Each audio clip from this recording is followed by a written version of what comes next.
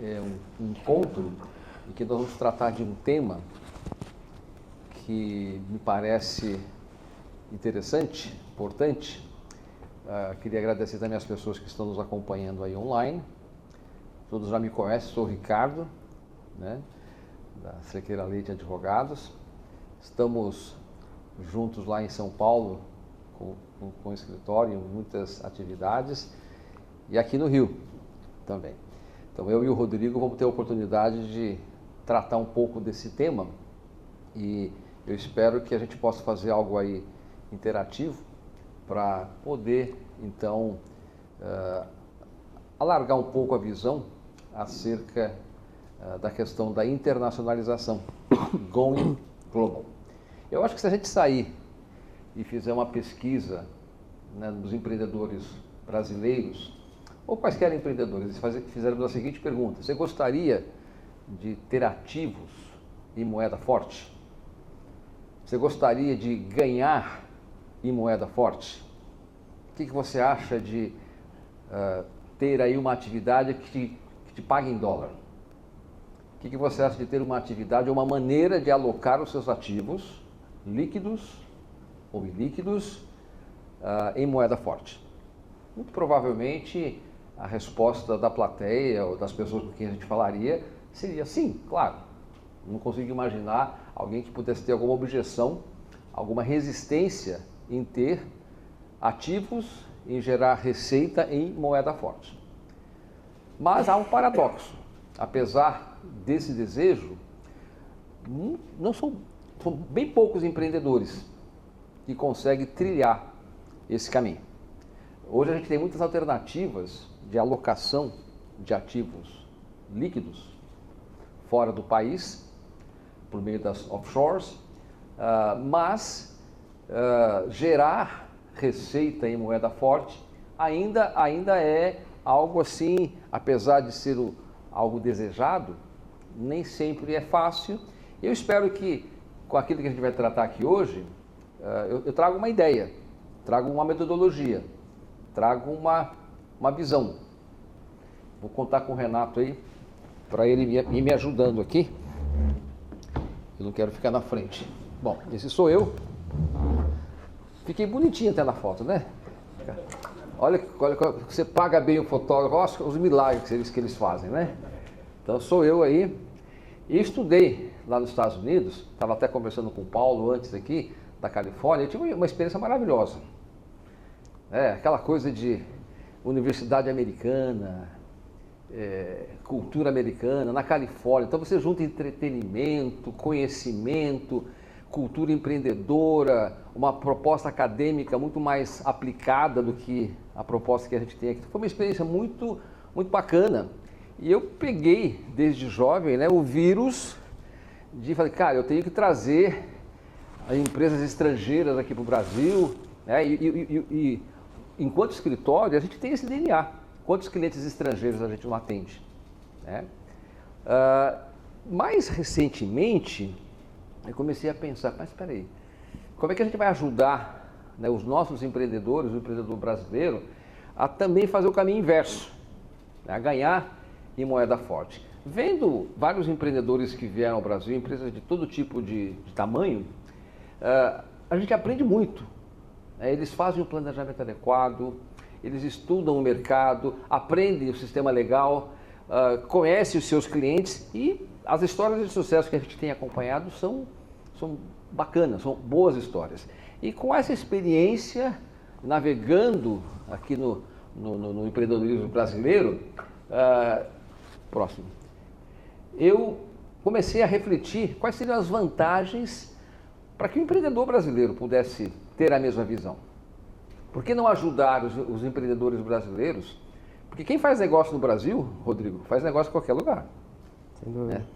Quem conhece o sistema tributário brasileiro e se adequa, quem conhece as normas de compliance do direito brasileiro e se adequa, consegue fazer negócio em qualquer lugar, porque o ambiente global, ele apesar dos desafios, é friendly. Mas por que buscar, né, a internacionalização? Você acessa novos mercados, você tem um fortalecimento da sua marca, você diversifica riscos, você tem acesso a capital, gera em moeda forte. Então tem muitas vantagens, mas como é que a gente começa? Por onde que eu começo? Eu trago aqui uma sugestão. Quer ir global? Quer internacionalizar os seus negócios? Quer ter uma atividade global? A minha recomendação é que você olhe para os Estados Unidos, porque ali... Tudo bem? Opa! Obrigado. Nada como ter assessoria. Porque os Estados Unidos, eles já fizeram esse caminho. Eles têm uma posição geopolítica, têm um domínio da economia mundial indiscutível. Então, quando a gente consegue entrar nos Estados Unidos, iniciar uma atividade dali para o mundo, é muito mais fácil. Então, eu queria... A próxima, por favor. Eu queria, então, sugerir como metodologia para Going Global, olhar para os Estados Unidos. Por quê? Tem estabilidade jurídica. É um sistema jurídico, que não tem tantas surpresas. Não vou aqui adentrar as particularidades, mas acho que é um consenso que tem estabilidade jurídica. Tem um grande mercado consumidor. O PIB dos Estados Unidos gira em torno de 30 trilhões de dólares, enquanto o Brasil gira em torno de 2,1, ou seja, é uma economia 15 vezes maior. Acesso a capital. O acesso a capital nos Estados Unidos é muito mais fácil do que acesso a capital em outros países, principalmente os países da América Latina. Aqui a nossa taxa de juros está 11,25 e você não tem tantas opções de venture capital, não tem tantas opções, tanto acesso a capital. Aqui no Brasil nós temos uma característica de uma mão de obra mais barata, capital menos acessível. Nos Estados Unidos é o inverso, a mão de obra mais cara, mas o capital muito mais disponível.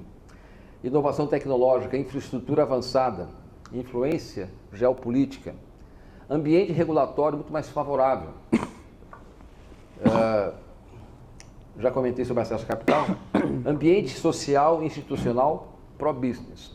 Então, quando você estuda numa universidade americana, aquele conhecimento é um conhecimento, via de regra, voltado para uma aplicação prática. Não é uma proposta acadêmica. Acho que o academicismo é bacana, o academicismo é a nossa tradição de ensino, mas eu admiro muito o conhecimento aplicado, o conhecimento enquanto alternativa de solução. We got a problem and we have to solve it. Temos um problema e a gente precisa resolver, e o conhecimento, a proposta acadêmica é justamente nesse sentido. Vamos estudar para resolver um problema, e negócios vivem de problemas. A gente encontra uma necessidade, encontra o problema e vamos resolver. Então, essas são as vantagens aí. Agora a gente está vivendo um momento importante. Donald Trump foi eleito. Tem algumas coisas interessantes, Temos alguns juízes aí da Suprema Corte que provavelmente vão se aposentar durante o mandato de Donald Trump. Então, a gente vai ter uma guinada institucional, é provável, muito mais conservadora. A gente vai ter aqui, muito provavelmente, políticas fiscais muito mais interessantes para o desenvolvimento econômico daquele país. A política imigratória, ela vai ser uma política mais rígida. Você pode ver nos noticiários que haverá aí movimentos para que aqueles que não estão legalizados no país vão acabar tendo aí algumas dificuldades. A questão de elevação de impostos e tarifas enquanto barreiras para que alguns produtos possam entrar no país é algo que se espera, principalmente produtos chineses. Mas, de um modo geral, a gente está otimista, porque aquela economia deverá crescer. Vocês estão vendo os líderes que ele nomeou Elon Musk como o responsável pela eficiência, Então, tem muita coisa interessante que vai acontecer durante esse período. Não quero aqui discutir ideologias, mas do ponto de vista de desenvolvimento econômico, espera-se que haja um bom desenvolvimento e está lá nesse momento e pegar essa onda, entendo que é muito recomendável no contexto de Going Global. Ok? Paulo, algum comentário? Não. Vamos lá no próximo? Como é que a gente começa então? Então a proposta inicial a que eu estou trazendo é: queremos ganhar em moeda forte. Queremos desenvolver uma atividade mundial. Começa por onde? Eu estou sugerindo a gente colocar uma célula, eu estou sugerindo a gente iniciar uma onda num país que já soube fazer isso. Num país que já tem essa cultura.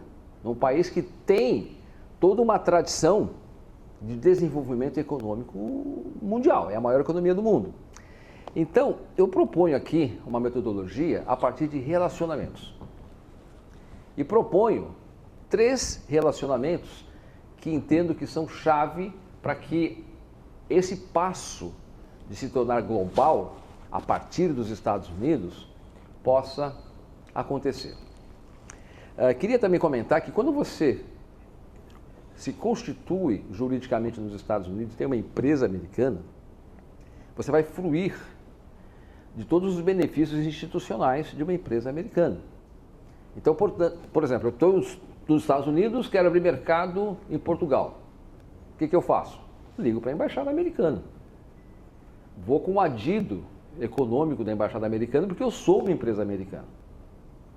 E as portas institucionais, os caminhos que você vai ter aberto para você enquanto empresa americana, completamente diferente. Eu não sei se vocês já tiveram a experiência de visitar embaixadas em outros países. Mantenha um contato com uma empresa, com uma embaixada americana, com um consulado americano e diga que você, enquanto empresa americana, tem o interesse de se estabelecer naquele país. Eles vão te dar os melhores fornecedores, pesquisas de mercado, todos os dados que você precisa, enfim, fruir desse ambiente institucional enquanto você deseja ser globalizado é fundamental. Mas como é que a gente começa? Começo me relacionando com o governo. A gente tem que fazer coisas simples, né? Às vezes, quem estuda internacionalização se depara com um tema que a gente chama distância psicológica. É um conjunto de barreiras. É idioma, é cultura, é ambiente regulatório, muita coisa. E você não sabe por onde você começa. Muitas vezes as pessoas, quero ir para os Estados Unidos, quero começar meus negócios, vou pegar visto. Vou correr atrás do visto, falo com o advogado de imigração, consegui o visto! Só que ele não se deu conta que quando carimba o visto dele, ele já é residente tributário americano, tributado worldwide, vai ter que pagar imposto lá nos Estados Unidos, aqui, e ele nem se preparou para esse momento. Né? Então, com a experiência que eu tenho tido ao longo dos anos, o que eu proponho? Comece um relacionamento com o governo. Como é que a gente faz isso? Converse com qualquer estrangeiro, qualquer empresa que vem para cá. Quais são as primeiras coisas que eles fazem? Eles começam esses 3 relacionamentos. Primeiro, relacionamento com o governo. Coisa simples. Pega CPF e CNPJ. Coisa simples. Entra no banco de dados do governo. Entra no banco de dados do governo. Mas eu consigo pegar o meu CPF americano daqui? Consegue. Consigo constituir uma empresa daqui e pegar o meu IAN, CNPJ? Consegue. Então você começa colocando o teu pé num ambiente globalizado, se inscrevendo nos bancos de dados desse governo. Mas eu vou ser residente tributário se eu tiver lá uma inscrição? Não.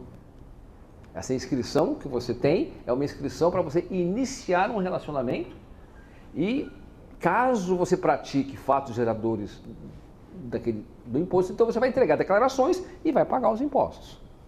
Relacionamento com o sistema financeiro. A gente tem muitas alternativas de remessa de valores para fora. Tem o Nomad Avenue, tem vários. Você pode ir num banco brasileiro que vai te conseguir uma conta lá fora. Mas a minha proposta é: abra uma conta, pessoa física, pessoa jurídica, numa instituição americana. Aprenda a lidar com essa instituição.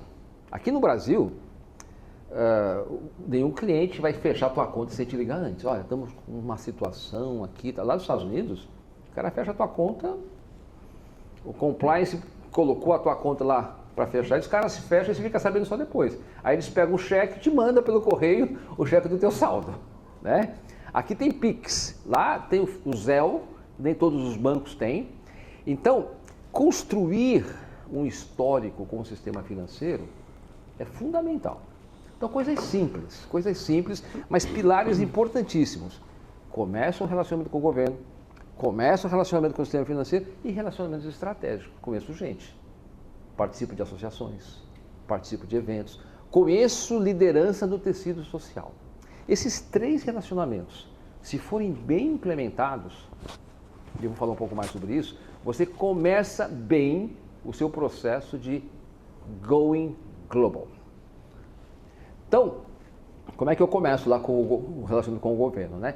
O CPF americano é o ITIN, o Individual Taxpayer Identification Number. No passado, os estrangeiros, os imigrantes que iam para os Estados Unidos não tinham muita dificuldade para conseguir o Social Security Number. Qualquer atividade que você desenvolve nos Estados Unidos, você tem o seu Social. Então, para conseguir emprego, para qualquer coisa, o Social. Aí o pessoal dos Estados Unidos descobriu, peraí, então você está ilegal, você tem Social, e eu então, por questões jurídicas, não posso invadir muito a sua privacidade, pego o seu Social e lá pelas tantas eu fico sabendo que você está ilegal no país. Vamos fazer o seguinte, vamos criar o ITIN, que é o CPF para quem não é residente. Para quem precisa, por alguma razão, ter uma inscrição, mas que não tenha residência. Então, se você não tem residência nos Estados Unidos, se você é estrangeiro, o ITIN, o Individual Taxpayer Identification Number, e a gente consegue esse número daqui. Né? A gente desenvolveu aí uma maneira, né, de conseguir esse número daqui. Então, você não precisa estar lá nos Estados Unidos para conseguir esse número. 35, 40, no máximo 60 dias a gente consegue isso. Tá? E a gente também consegue, por meio de uma constituição de pessoa jurídica, e você tem lá as LLCs, a C Corp, tem a S Corp, que é um tipo de empresa mais para residentes ou cidadãos, mas você consegue o EIN, o Employment Identification Number. E com esses 2 números, você tem a sua inscrição, o seu relacionamento com o governo. Coisa simples. Muitas vezes, mesmo não sendo residente. Mesmo não sendo residente. Às vezes, a gente encontra a seguinte pergunta, mas, poxa vida, por que eu vou montar uma empresa, por que eu vou ter o IAN, o ITIN, se o meu projeto ainda não está muito claro, o meu projeto econômico ainda não está muito claro? A resposta que eu dou para esse tipo de pergunta é a seguinte: você precisa aprender a lidar com esses relacionamentos. Eu vou sugerir ao final um tipo de negócio que você pode fazer, básico, porque antes de ser bem sucedido no seu business plan, você precisa dominar ambiente regulatório, dominar ambiente jurídico, dominar variáveis, que é muito mais salutar dominar essas variáveis antes de colocar 1 milhão, 2 milhões, 3 milhões de dólares, do que aprender isso depois que você investiu. Você montou o seu business plan, você colocou lá os seus milestones no seu business plan, você tem lá as suas metas, e aí tem um inesperado. Puxa vida, atrasou meu projeto. Capital, o meu retorno vai demorar porque no meu estudo econômico eu esqueci certas coisas. Faz isso, aprenda todas essas variáveis antes de colocar dinheiro. Ninguém vai ganhar 1 milhão antes de ganhar 1.000. Né? Então, o ITIN, o EIN, são maneiras que a gente começa esses relacionamentos. Próximo. Aí nós estamos falando dos tipos societários, da LLC. Rapidamente, uma LLC é um Pass-Through Entity. O que é isso? Um grupo de pessoas que cria uma entidade por questões de responsabilidade apenas. A LLC foi idealizada, iniciou lá na década de 70, no estado de Wyoming, como uma maneira de criar autonomia patrimonial. Mas do ponto de vista tributário, são pessoas físicas fazendo negócio. Então é uma Pass-Through Entity. Deu problema na entidade, tem uma questão de responsabilidade, aciona-se a LLC, não os membros. No entanto, do ponto de vista tributário, É como se os indivíduos estivessem fazendo negócio. Tanto que o resultado que você apura na LLC, independentemente da distribuição, ele já é ofertado pelo membro na sua declaração como pessoa física, aplicando-se a tabela progressiva lá dos Estados Unidos, que vai de 10% até 37%, e você só tributa resultado. Aqui no Brasil, você vai falar mais sobre isso, aqui a gente paga o imposto, né? Recebendo ou não recebendo, né? Se emitiu a nota fiscal ao fato gerador, paga-se imposto em faturamento. Nos Estados Unidos, não, você paga em cima do resultado. Salvo engano, olha, poucos países, eu acho que a Polônia tem um sistema parecido, que você paga em cima de faturamento, mas via de regra, os países você paga em cima de resultado. Bom, a C Corp é uma outra, é a famosa corporation, ou seja, eu constituo a pessoa jurídica, há uma plena distinção entre pessoa jurídica e os seus shareholders, ok? A pessoa jurídica ela é tributada no seu resultado a uma alíquota fixa de 21%. Então, 21% em cima do resultado. E quando você distribui para a pessoa física, você tem uma nova incidência a partir também da tabela progressiva. Ela não é uma pass-through entity. Num primeiro momento, parece que a LLC é a pessoa jurídica mais recomendável, porque você não tem a bitributação. No entanto, dependendo do resultado, como você tem 21% que você incide no resultado na C Corp, se o resultado for expressivo, vale muito mais a pena ficar com a C Corp do que operar uma determinada atividade na LLC, em que a alíquota da pessoa física chega a 37%. Então, quando você vai montar, normalmente a gente recomenda montar uma LLC, porque você pode optar depois por fazer a tributação de acordo com o regime da C Corp. Tá? Mas essas são as empresas, não precisa ser residente. Você tem que avaliar qual é o estado que você vai montar. Existe aí uma certa ideia, monta em Delaware. Delaware é um bom estado para quem quer pegar dinheiro. Delaware é um bom estado para quem tem uma visão, né, de negócio que você vai precisar fazer em algum momento uma captação maior e a legislação de lá é mais friendly, mais amigável. Mas a experiência mostra que estados como a Flórida, Nevada, Wyoming, são estados bons porque eles não têm, né, o chamado State Income Tax. Delaware tem. Então, pagar imposto federal e também pagar imposto estadual, né, e ademais disso, em Delaware, os custos para você montar são mais elevados, a manutenção da empresa é mais elevada, ou seja, eles entregam uma legislação mais favorável, mas também cobram os custos mais elevados e dependendo do seu tipo de negócio, não é interessante. Para esses first steps, eu nem recomendaria Delaware nesse momento. Próximo. Aí... Os paraísos fiscais seriam alternativos? Os paraísos fiscais Cayman, BVI?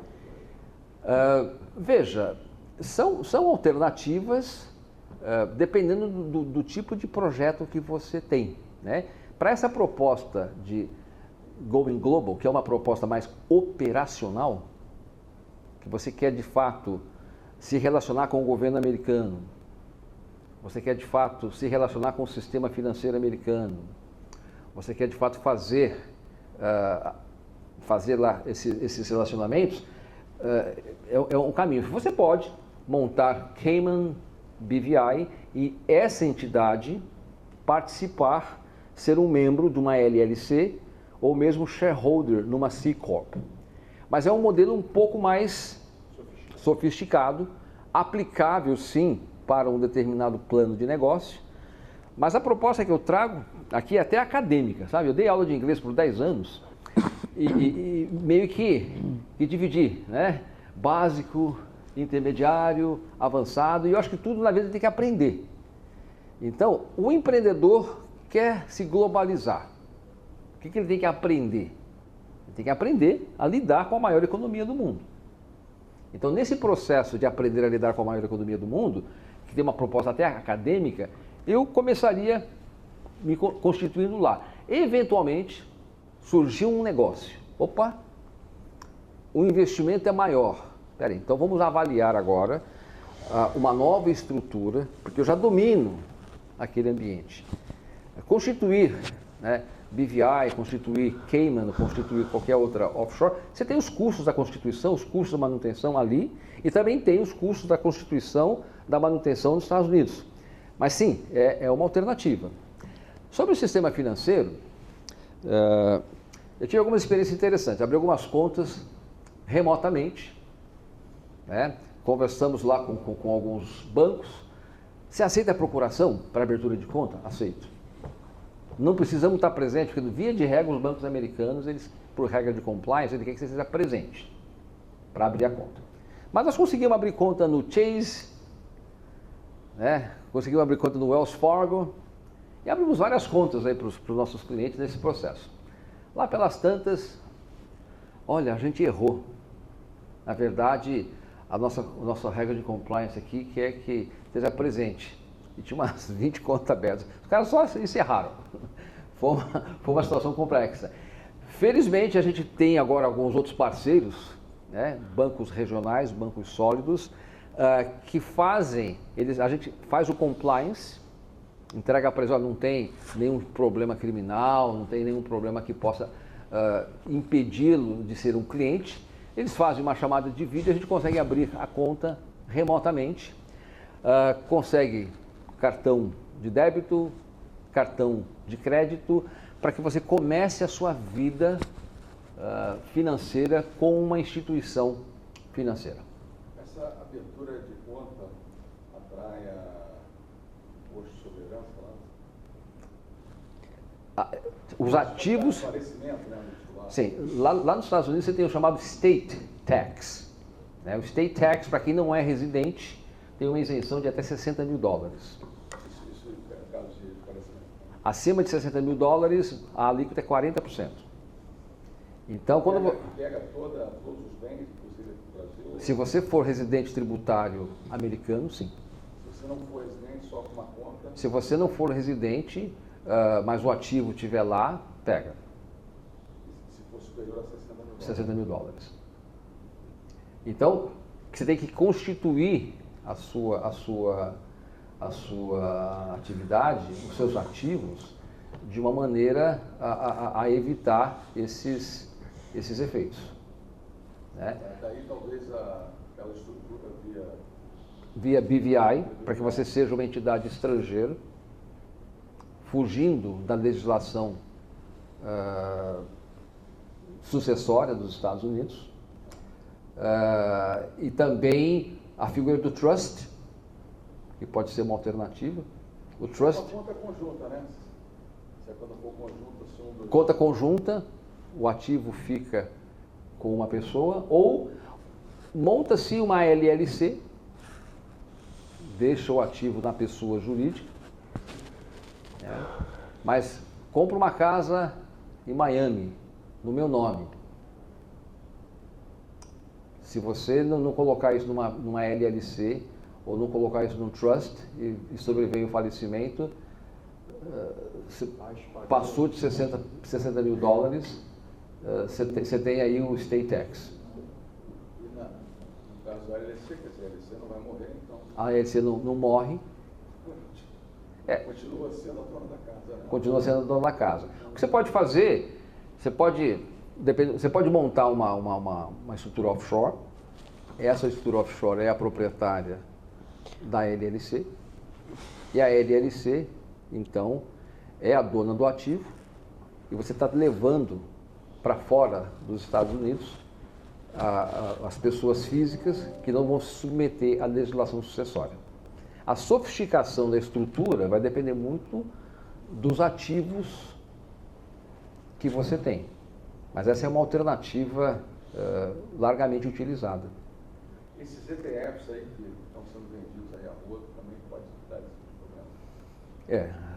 O pessoal não está... É que muitas vezes, como é que eles estruturam, né? Eles pegam esses recursos e alocam num fundo que está fora dos Estados Unidos. Aí o cotista é o fundo. Desculpa, o fundo é que é o titular da propriedade. E a sua cota está lá fora. Então, você tem que tomar muito cuidado para quando você constrói ativos nos Estados Unidos com a legislação sucessória. Se você for alcançado pela legislação sucessória, passou de 60 mil para estrangeiro é 40%, e para residente, aí é mais folgado, né? 13 milhões de dólares. Então, a faixa de isenção para residente é maior. No caso do Paulo, tem que tomar cuidado, porque talvez essa faixa de isenção não te alcance. Mas sim, mas essa etapa aqui, que eu estou explicando, por exemplo, quem já tem, em algum momento, o interesse de alocar seus ativos para fora, passar por essas etapas vai ajudar o indivíduo, vai ajudar o empreendedor a dominar essas variáveis. Quando você já está com uma porção significativa do seu patrimônio e tem que tomar decisões e não tem essa experiência, é mais difícil. Mas aqui no relacionamento com o sistema financeiro, que eu estou comentando, é importante você conhecer o seu gerente,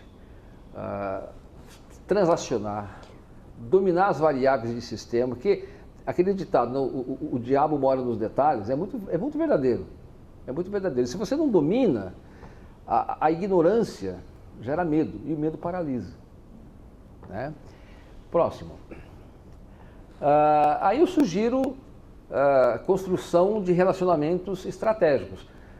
Conectar-se com o tecido social. Conectar-se com o tecido social. Participar de eventos, participar de associações. Tivemos uma experiência aí, o Rogério, ano passado, nas 500 milhas de Indianápolis. Então, esse foi um evento, uma imersão empresarial, em que a gente captura muitas coisas. Então, por exemplo, lá tem um desfile. O que é o desfile? O desfile é uma celebração institucional. Eu estou aqui reconhecendo o high school da minha cidade. Eu estou reconhecendo a instituição Corpo de Bombeiros. Eu estou reconhecendo essas instituições. E com esse desfile, a gente captura elementos culturais importantes. A gente foi lá assistir a corrida das 500 milhas. Então começa com uma oração. Então o país tem a questão da religiosidade um valor importante. Grace, né? Pega lá um artista que vai cantar o hino americano. Ou seja, eu estou dando espaço para uma celebridade num contexto de um evento internacional, ou seja, eu estou vendendo os meus valores. Mostro o meu poderio bélico quando eu tenho os caças que sobrevoam as 500 milhas. Mostro o meu poderio quando todos os motores são ligados no mesmo instante. Então, você vai capturando elementos culturais e aquele dia choveu muito. Você lembra, né, Rogério? Choveu demais. A corrida foi adiada, atrasou um pouco, mas saía nos avisos assim, ó, use o seu plano de segurança familiar. Ou seja, esperava-se que cada família tivesse um plano de emergência. O que é isso? Olha, eu, Estado, te ajudo, mas você tem que ser autossuficiente. Cultura da autossuficiência. Então, um evento assim te ajuda muito a conhecer pessoas, te ajuda muito a ter experiências culturais importantes, e quando você for fazer negócios, você já tem com quem falar e sabe abordar. Né?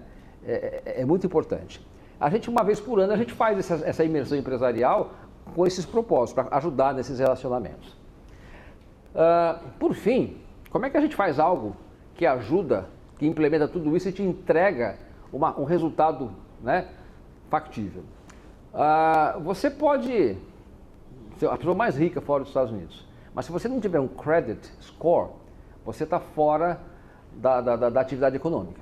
Você não aluga casa. Se você quiser comprar uma casa, você vai conseguir comprar, mas o down payment vai ser um down payment elevado. A taxa de juros vai ser uma taxa elevada. Agora, se você tiver um ITIN e tiver uma história de crédito, você consegue pagar uma entrada menor e consegue pagar uma taxa de juros bem menor. Então, um dos resultados práticos desse sistema, de ter um ITIN, ter um EIN, ter um uma conta corrente, é te ajudar na construção de crédito, credit score. E você consegue fazer isso daqui. Então veja, em algum momento eu pretendo ser globalizado, em algum momento I want to go global. Se eu for global, sem credit score, sem experiência de domínio das variáveis americanas, sem estar lá fruindo institucionalmente dessa oferta que eles têm, vai ser muito mais difícil. Então a proposta que a gente traz é, em algum momento nos próximos anos, de You Wanna Go Global, comece com os first steps, constrói seu crédito, faça alguma coisa desde já, para que quando você efetivamente estiver com o seu business plan mais refinado, você já tem todos os players que vão te apoiar nesse projeto, você já está com o seu alicerce construído. Né? O que você faz para ir building up esse crédito? Excelente. Como é que você constrói? Então você pega, olha, uma coisa bem simples. No meu caso, o que eu fiz? Peguei cartão de crédito. Lá. No banco você tem a conta? Também peguei com Capital One. Comprei um carro financiado. E coloco o carro para alugar. Então eu tenho um negócio acontecendo lá, tem outros negócios, né? Mas comecei assim. Então, eu construí um credit score morando. Carro e fez o sublease do carro. Comprei o carro e aluguei o carro que me gera uma receita. E com a receita eu pago lá as despesas do carro. Percebe? Então, então vamos imaginar, eu quero construir uma história de crédito. Rogério, vou pegar o seu ITIN, vamos montar uma empresa, um carro. Que carro que eu compro? $15 mil, não passa disso. $10 mil de entrada financia 5 mil. Essa conta fecha porque você vai alugar o carro e com o aluguel do carro você paga a taxa de juros e você paga os custos de manutenção. Quantas vezes? Veja, a taxa inicial é alta. A taxa de juros inicial é alta porque você não tem credit score. Então, como é um valor, são $5 mil, eu faria em 24 meses. Faria em 24 meses, não mais do que isso. E aí você construiu a história de crédito, você tem relacionamento com o banco, você está muito mais preparado agora para acessar o mercado de crédito. Pagar a vista aí. Quando você quer construir crédito você para construir crédito, você tem que comprar financiado. Pagar. Para ter um score bom. E para ter um score bom. E aí, com esse score, o que você faz? Você pega o seu ITIN e você vai lá, quero comprar um ativo de $1 milhão. Bom, então o cara vai pegar o seu ITIN, vai colocar lá no sistema, vai pegar o seu credit score, vai perceber que você já tem ITIN, que você já tem credit score, a sua entrada vai ser menor e a sua taxa de juros vai ser menor. E você pode usar esse credit score também para a sua pessoa jurídica. Então, são passos, né, que quem não pratica vai pagar um preço mais caro. Não tem credit score, não tem experiência de interação com esses relacionamentos que eu comentei aqui.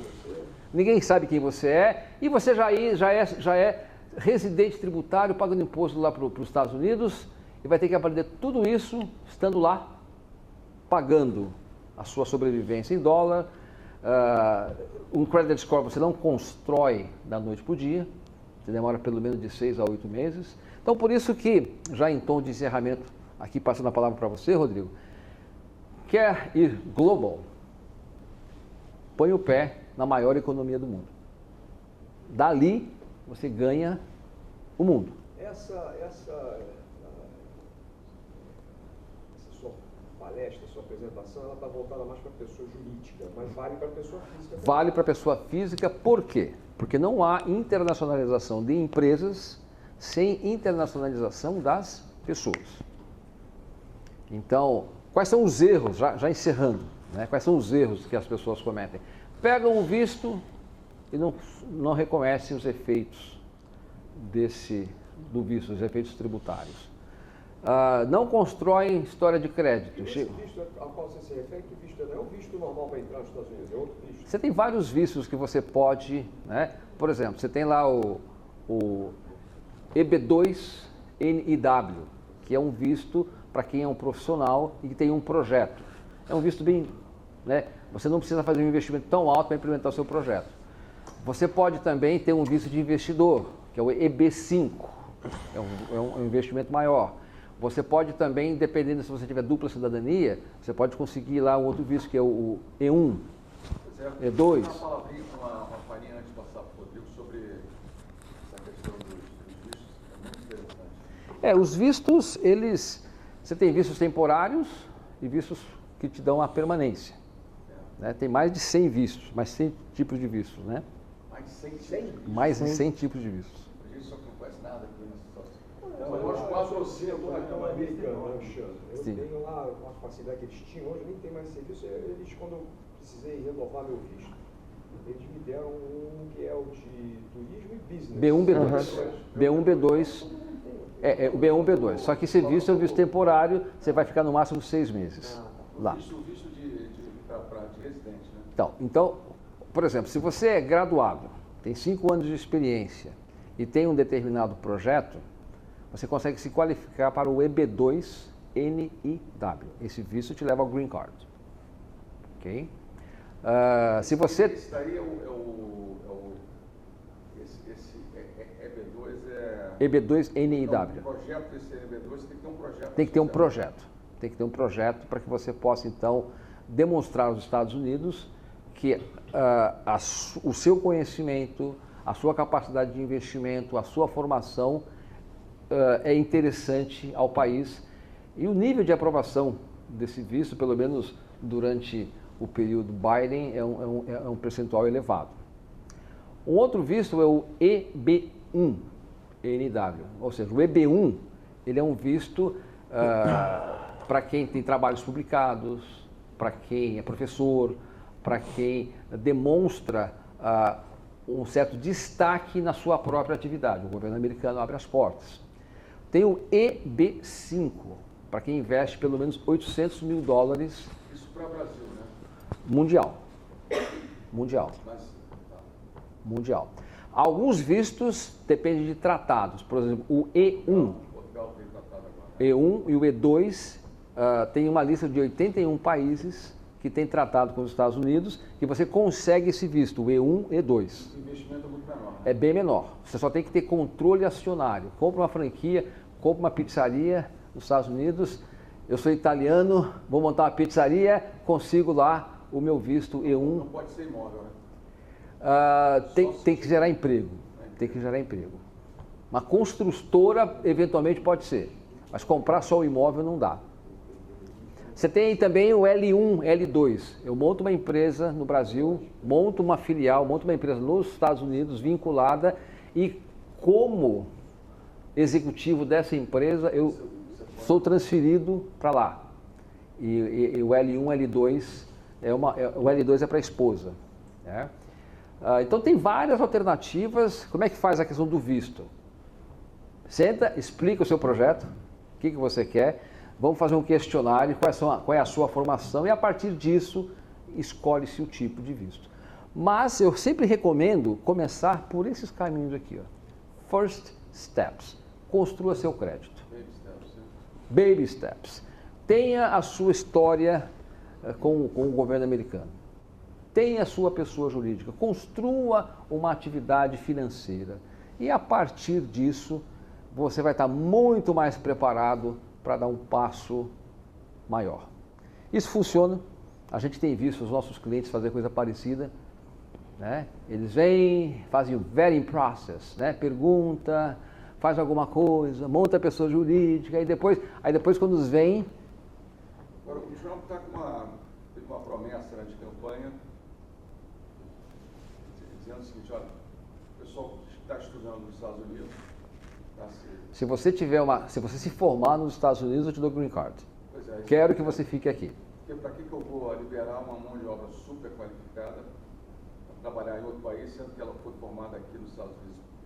Qual é o interesse americano? Exatamente. Só promessa de campanha, né? Promessas de campanha. Muito provavelmente essas promessas vão desembocar no processo legislativo, vão gerar as normas aplicáveis, um tipo de visto vai ser disponibilizado. Né? Sentido, né? Faz todo sentido, porque eu investi...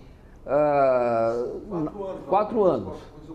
Aí eu vou perder a pessoa que vai voltar para o país. Até o exemplo que ele dá, né? O chinês volta e é multibilionário, gera emprego lá, por que não gera emprego aqui? Então ele vai... É um caminho. É um caminho. Mas isso se aplica a qualquer nível de formação? Veja, são promessas de campanha. Nas promessas de campanha ele fala em cursos de 2 anos, que é o minor, ele fala em cursos de 4 anos, que é o major. São promessas de campanha. Né?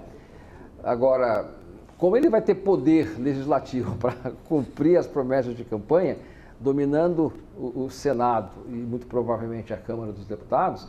Ele vai acabar com o OPT e o sistema também. Vai acabar vai alterar lá o Obamacare, coisas... Então, o OPT lá para estágio, para internship, que está... sim. Aquele de 1 a 3 anos, e o STEM, que for Science, Technology, Engineering, Mathematics, não sei o quê. Você vai ficar 3 anos trabalhando lá, mas tem um sistema de loteria, não sei o quê. Você vai acabar com isso, né? Eu acredito que no saldo vai ser positivo. Né? Mas, enfim, olhar para os Estados Unidos, que é a maior economia do mundo, a gente não pode deixar de fazer isso. São 30 trilhões de dólares, força institucional, força geopolítica. Entrar lá é um país friendly para que você possa iniciar e dali para o mundo é muito mais fácil. Mas... Não, digo assim, você, por exemplo, aluga um apartamento lá e não paga o aluguel, fica inadimplente. O eviction order é rápido. Não é igual aqui que você é despejado disso. Despejado, fica com score ruim, não consegue mais nada, é uma espiral negativa, acaba com a vida. É uma cultura que presume a boa-fé. Exatamente. É uma cultura que presume a boa-fé. Olha, essas são as regras, cumpra isso, que está tudo certo. Agora, se você sair da regra, o sistema jurídico te pune, a sociedade te pune. Né? Então, eu espero aí ter trazido algumas ideias, perguntas, fico à disposição. É um assunto que eu gosto, estudo, e a gente transformou isso em soluções que a gente também oferece aos nossos clientes. Né, cara? Tem. Produto para quem quiser fazer esse tipo de... A gente faz o ITIN, a gente abre empresa, a gente ajuda na construção de crédito, a gente acha carro, a gente ajuda na locação do veículo. Terreno, você falou aquela história do terreno também, a gente ajuda nesse processo todo. Como é que está na tua visão, dado que isso aí, pelo que eu entendi, é um produto de vocês, se é um produto, vocês têm que vender um produto para gerar receita para vocês. Como é que está, na tua visão, a demanda de empresas nacionais nesse momento, principalmente em São Paulo, onde você fica, buscando esse tipo de assessoria por terem intenção de se globalizar? Ano passado, obrigado pela pergunta, ano passado o Brasil deu 1.400.000 vistos B1 e B2. B1 e B2. Crescimento de 300%. Há, sem dúvida, uma grande demanda. O primeiro país que se olha quando vai querer se internacionalizar é Estados Unidos. O segundo país é Portugal. Pela facilidade do idioma e pela porta de entrada para a Europa. Mas, sem dúvida, há uma grande demanda. Mas são negócios menores, porque eu fico aqui pensando, né? Uma empresa grande que toma essa decisão, ela já vai para um negócio mais sofisticado, que também, obviamente, pode usar os seus serviços para ajudar nesse processo. Mas quando você fala desses primeiros passos, você fala em... Middle market. Estamos falando de middle market, que é onde a gente está... Uma empresa, né, que já está com o seu capital aberto, bilionária, eles têm uma outra estratégia, né? Mas empresa de middle market, essa estratégia ela é uma estratégia campeã. E é o mercado que a gente está olhando.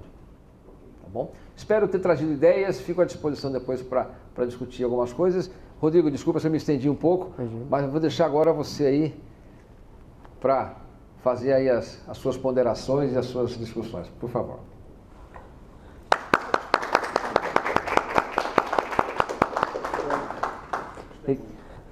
Muito bom, Ricardo. Obrigado pela sua apresentação. De um ponto de vista muito pessoal, achei muito organizado e intuitivo todos os processos desses primeiros passos.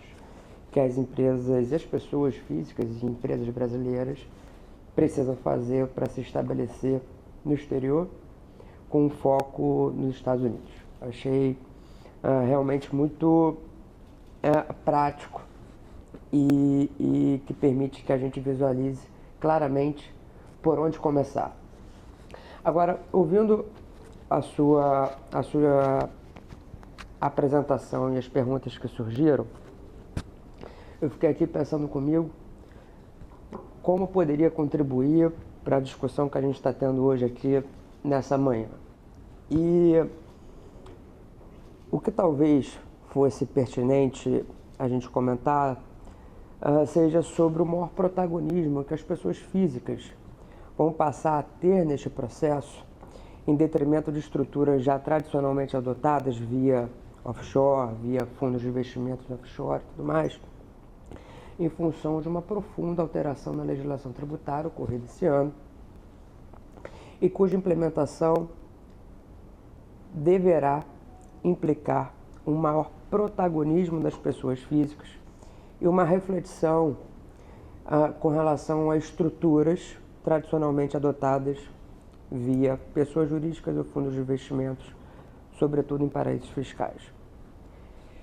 Essas estruturas tradicionais, via pessoas jurídicas ou fundos de investimentos em paraísos fiscais, antes de se fazer um investimento nos Estados Unidos ou em qualquer outro país, têm investimentos em controlados ou coligados nos Estados Unidos ou aplicações financeiras de um modo geral, ela tinha uma razão de ser.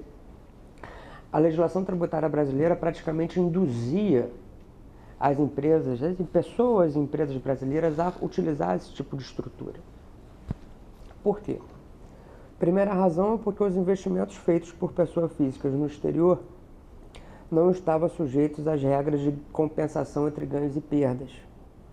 Então, a pessoa física fazia um investimento no exterior, tinha-se ganho numa aplicação, tinha-se perda na outra aplicação, e esses ganhos e perdas não se compensavam. Então, ele tributava o ganho cheio e não deduzia a perda.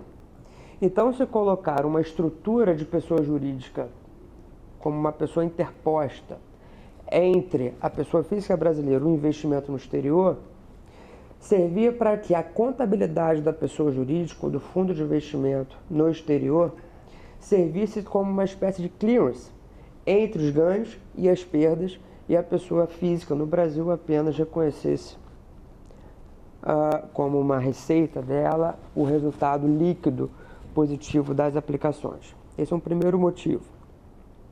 O segundo motivo, ele se dava por uma questão de diferença de alíquota, né? Porque a pessoa física, caso auferisse rendimentos no exterior diretamente, dividendos ou rendimentos de aplicações financeiras, juros, ele estava sujeito a uma tributação de 27,5%, que é a tributação dos rendimentos oferidos por pessoa física no Brasil, que é a mesma alíquota que se aplicava caso houvesse rendimentos advindos de empresas no exterior. E quando se colocava e se inseria uma pessoa jurídica entre, né, a pessoa física brasileira e o investimento lá fora, o último investimento, né, essa pessoa jurídica, o rendimento que a pessoa física oferia que essa pessoa física oferia vinha dessa pessoa jurídica no paraíso fiscal. Só que para acessar esse capital ele não precisava fazer necessariamente via distribuição de dividendos, podia se fazer via redução de capital, e aí você tinha uma tributação bem mais branda, de 15% a 22,5%, não uma tributação de 27,5%. E a depender da estrutura, se você fizesse uma estrutura via fundo de investimento, até os rendimentos e as alienações, os resgates dessas cotas de fundos de investimento ficavam também sujeitos a uma alíquota de 15% a 22,5%, que é uma alíquota também bem mais branda do que a de 27,5%. E o terceiro motivo é a questão de que os resultados da pessoa jurídica no exterior apenas eram reconhecidos pela pessoa física no Brasil quando efetivamente distribuídos. Então, o que se acontecia é que os resultados da pessoa jurídica ou do fundo localizado em paraíso fiscal, que por sua vez detinha um investimento nos Estados Unidos ou em qualquer outro país, nunca era trazido para o Brasil e, portanto, nunca era tributado aqui. Toda vez que você precisasse acessar esse capital, se acessava esse capital por outros meios de acessar os recursos, quer via redução de capital, quer via instrumento de dívida ou qualquer outro instrumento. Só que isso mudou profundamente. Isso mudou profundamente esse ano. E essas estruturas, elas vão ter que ser repensadas. Vão mudar mais ainda com a reforma. E vão mudar mais ainda com a reforma.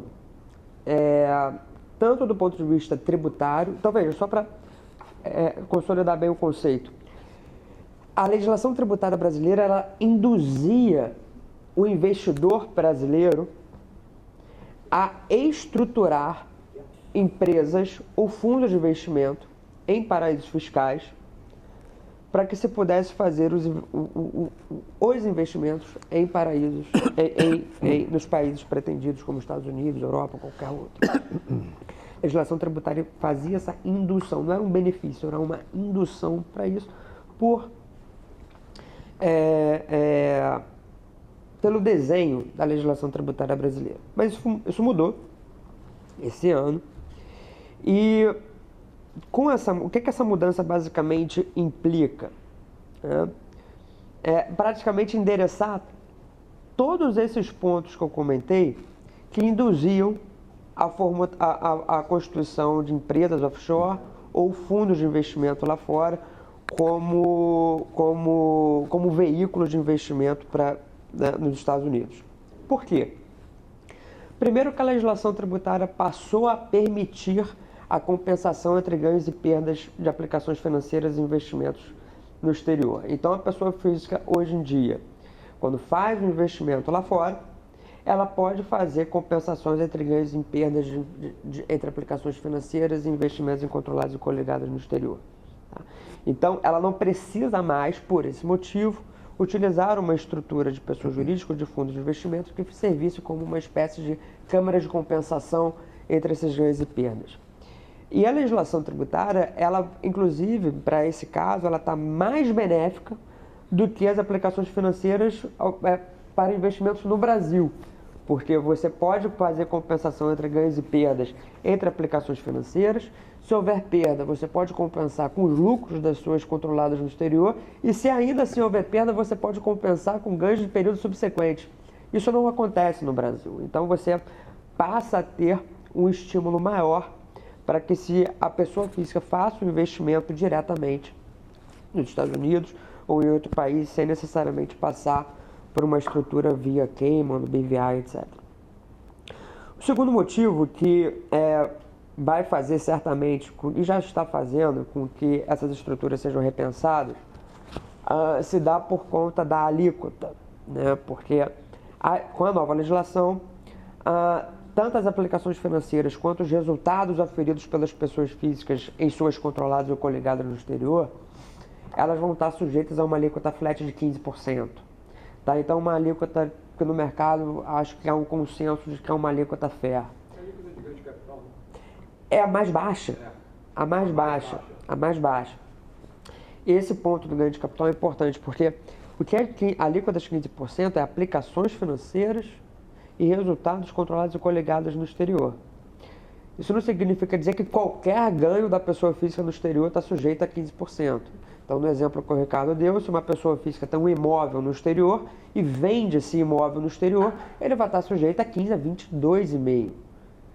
Então, outro exemplo, se uma pessoa física presta serviço para o exterior e ofere rendimentos desse serviço, esse serviço vai estar sujeito, caso prestado por pessoa física, vai estar sujeito a 27,5% como rendimento, como qualquer outro rendimento. Tá? Então, essa alíquota flat de 15%, ela se dá nessas duas hipóteses, de aplicações financeiras e resultados oferidos por controlados e coligados no exterior. E isso elimina o segundo ponto que estimulava a estruturação através de paraísos fiscais, que era a questão da redução de você utilizar uma alíquota menor caso você acessasse o recurso através ou de uma redução de capital, ou qualquer outro tipo de forma de disponibilização via multa, etc. Tá? Porque se eu fizer um investimento diretamente, ou em aplicação financeira nos Estados Unidos, ou numa controlada ou coligada nos Estados Unidos, eu vou ter uma tributação dos rendimentos a 15%, que é inclusive mais baixo do que aquele que eu tinha caso eu acessasse o capital na minha offshore. O único, vamos dizer assim, a única grande questão relacionada na verdade, não é nem a única grande questão, na verdade é um terceiro motivo para que essas estruturas de offshore sejam repensadas, é que normalmente essas empresas offshore, elas eram controladas pelas pessoas físicas no Brasil. E toda vez, e essa nova legislação estabelece o seguinte: se eu tenho um controle da empresa ou do fundo offshore, e essa offshore está localizada em um paraíso fiscal, o resultado auferido por essa offshore vai ter que ser automaticamente tributado na competência, independentemente da distribuição para a pessoa física brasileira. Então, o terceiro motivo que justificava as estruturações via offshore também foi endereçado. Isso é uma tendência global que o Brasil, em alguma medida, já adotava para as pessoas jurídicas, as regras de CFC, mas que agora foram replicadas, inclusive aprimoradas, para as pessoas físicas. Então, tudo isso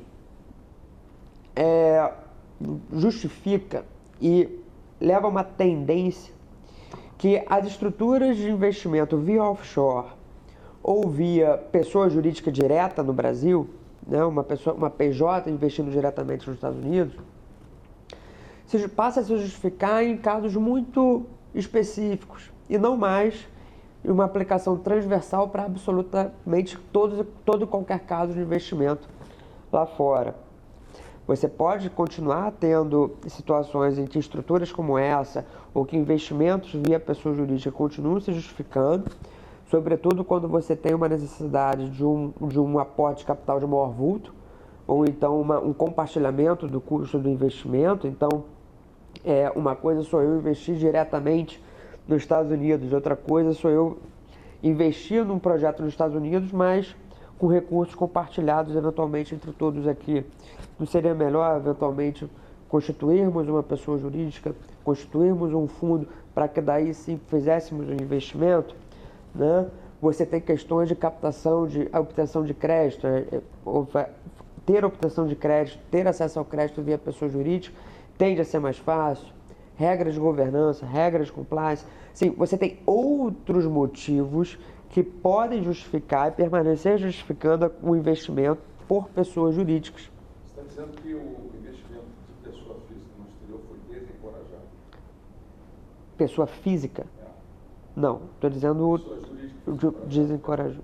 Via offshore. Via offshore. Quer dizer, a minha limitada aqui investindo no offshore, para investir, seja nos Estados Unidos ou qualquer outra jurisdição, foi desencorajado.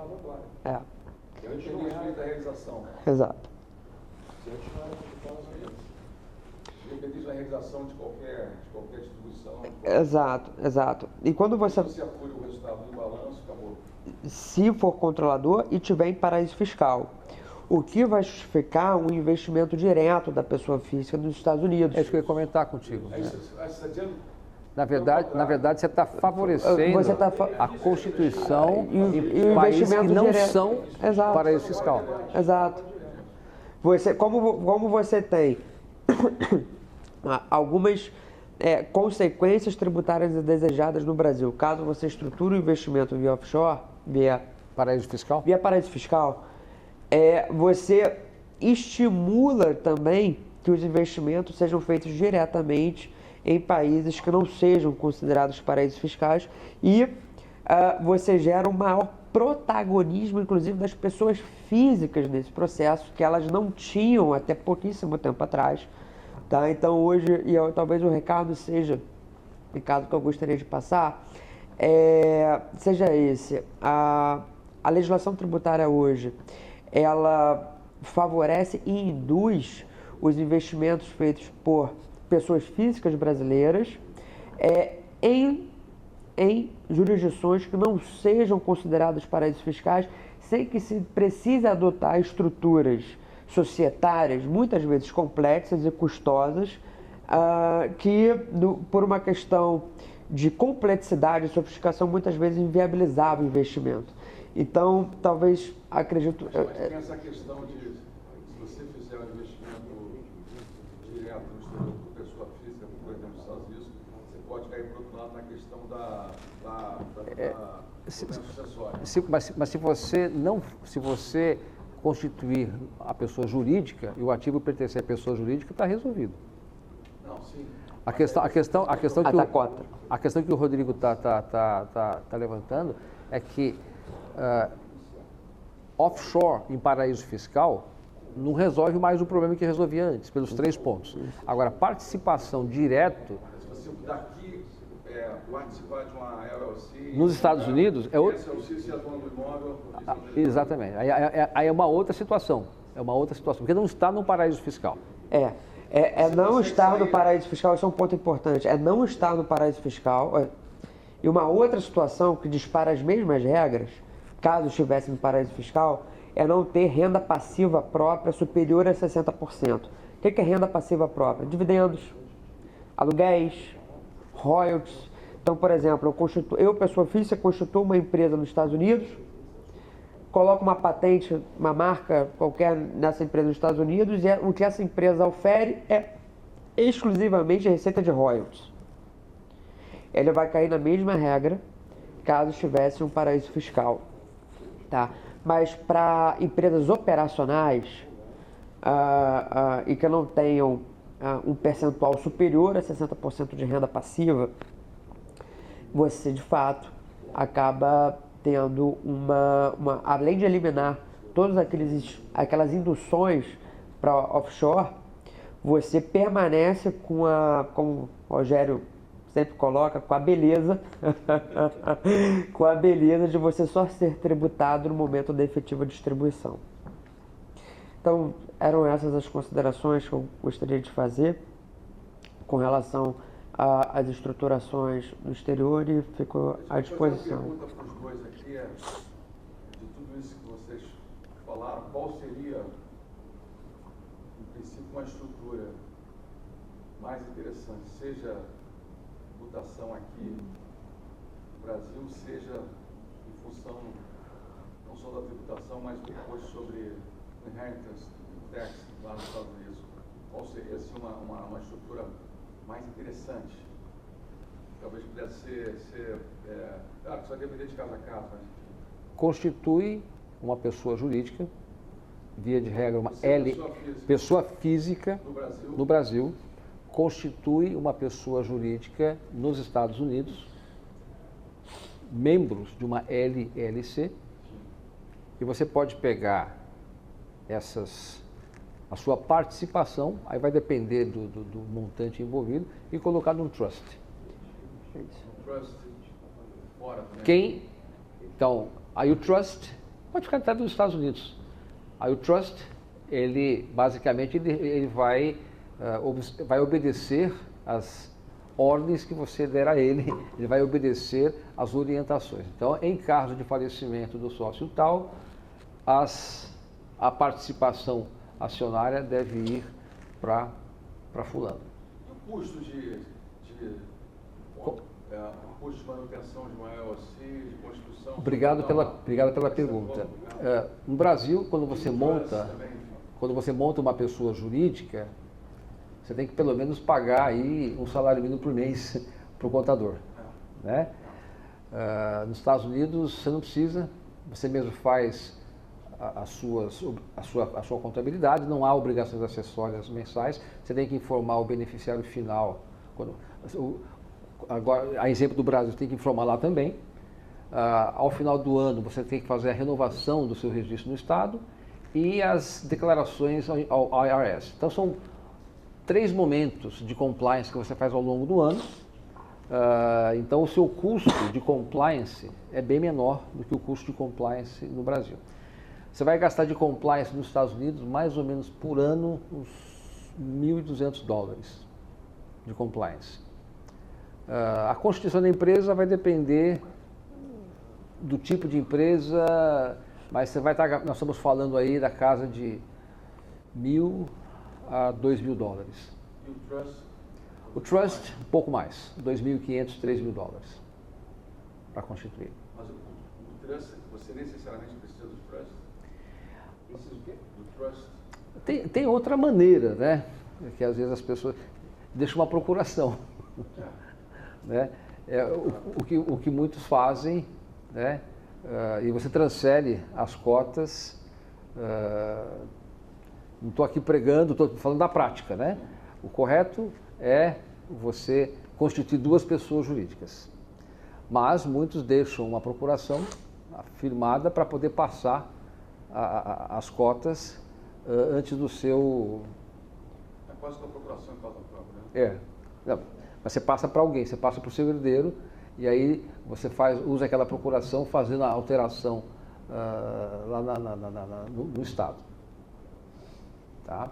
Tem maneiras para não se submeter ao state tax, né? Mas eu vou colocar até na minha apresentação essa questão aí das offshores, porque encoraja muito mais a participação direta, porque você ter 60% de renda passiva é improvável. É improvável.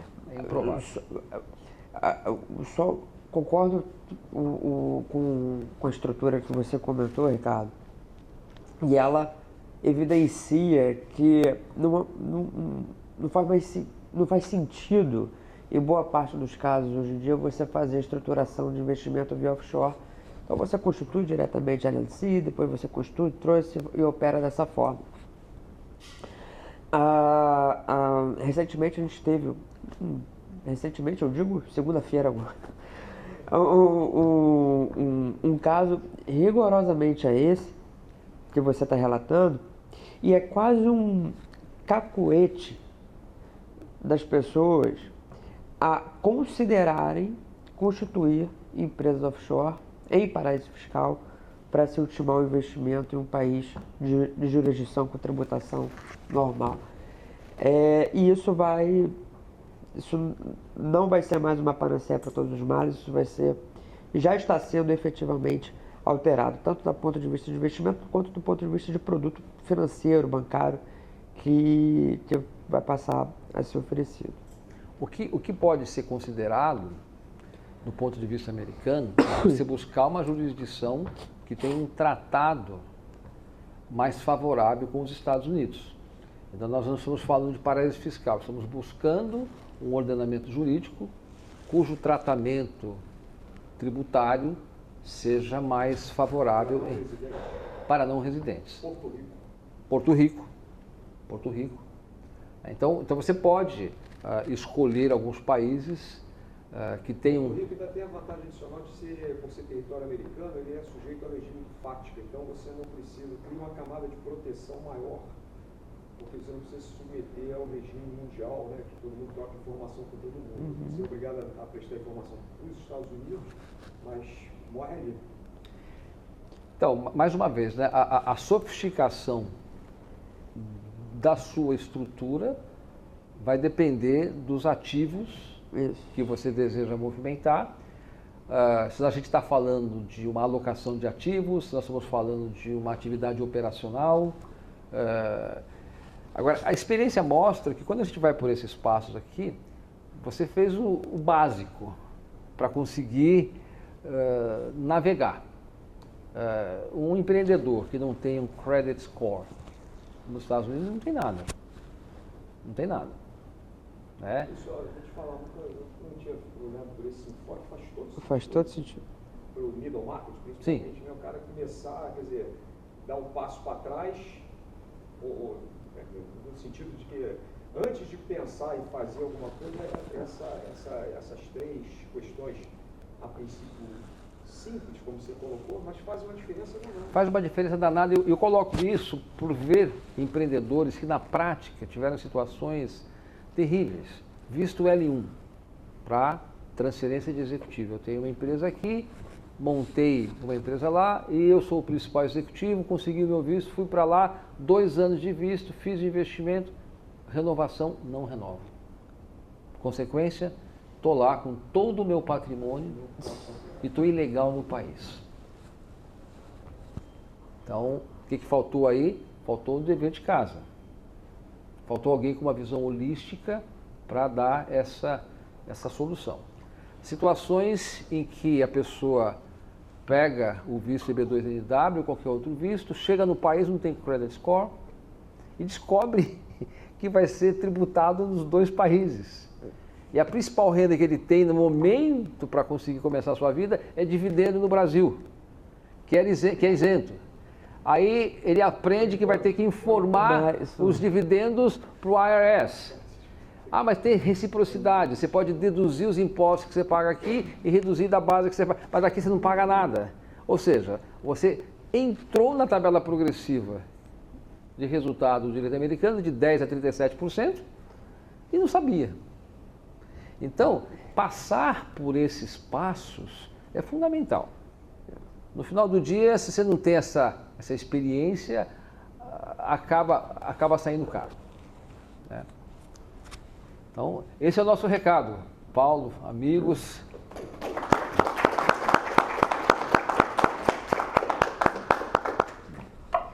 Muito obrigado, excelente. Obrigado, Rodrigo. Obrigado, Rodrigo. Foi boa essa muito bom. da offshore aí para colocar lá. Obrigado. Rodrigo.